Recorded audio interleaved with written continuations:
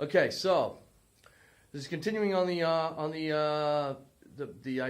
ideas that I was playing with in the last video. So the idea is that religious texts might actually have something to tell us, even though their explanations of it are very limited, right? So one reason why that might be limited is because our ability to explain things logically and with verbally is very limited compared to our ability to actually consciously or unconsciously at least be aware of reality and to react to it. So for instance, if a ball is thrown at us, if we had to describe verbally where that ball is, before we start to catch it, it'd smack us in the face before we even started to do that. Right?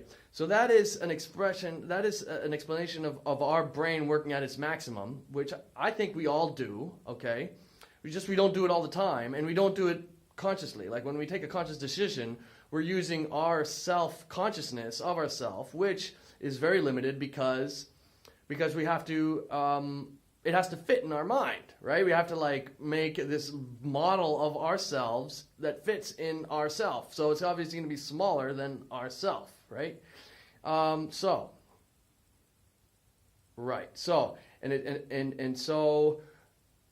people are trying to express things in different ways, like the end of the world is coming, okay? And, maybe what they're trying to say is that,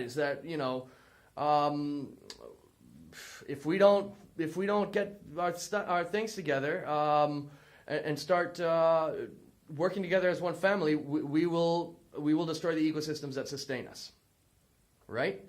And that would be a message, okay? That would be a message that we would give people if we colonize other planets. So imagine we colonize other planets.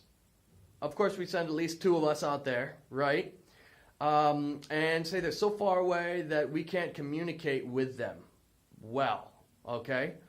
Or, it takes so long to communicate with them that by the time the communication gets there, they've forgotten the language that we would communicate with them, right? Something like that, right? Because the generations have gone by and they can't remember the language anymore, right? That we would try to communicate with them. So we would tell them, okay, obviously they can't reproduce a technology because there are only a few, right? They can't reproduce the technology that got them there because they don't have the complex society we do today. And we tell them, hey, listen, in the future, right, they will get to point, right, and we tell all these planets, so imagine we colonize a bunch of different planets, and we tell them all, hey, listen, in the future, you'll get to a point where it'll be a decisive point in your future where either you work together as one family and stop looking for yourselves and working for profit, individual profit, or you will all die, right? And it will be terrible, right? It'll be doomsday kind of Armageddon type of scenario of ecocide, right? Of the end of the ecosystem, right? And all of us fighting each other to try to survive or something, like the movies today. Okay, so that would be a message that we would send them. That would be a message that we would tell them, right? And maybe that's what these messages were telling us.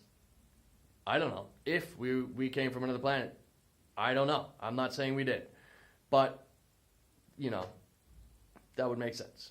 If, to send that message, to give that message to, to people that we colonize planets with. Okay? So I guess that's it. Just remember that, this is real. This is we're gonna destroy the ecosystems that sustain us if we don't stop plundering the planet for profit. And that so who would buy an orange if all the streets had orange trees, right? So just remember, we can end war and poverty if every day we tell one new person that now everybody can live a life of luxury in a resource-based economy. Happy RBE.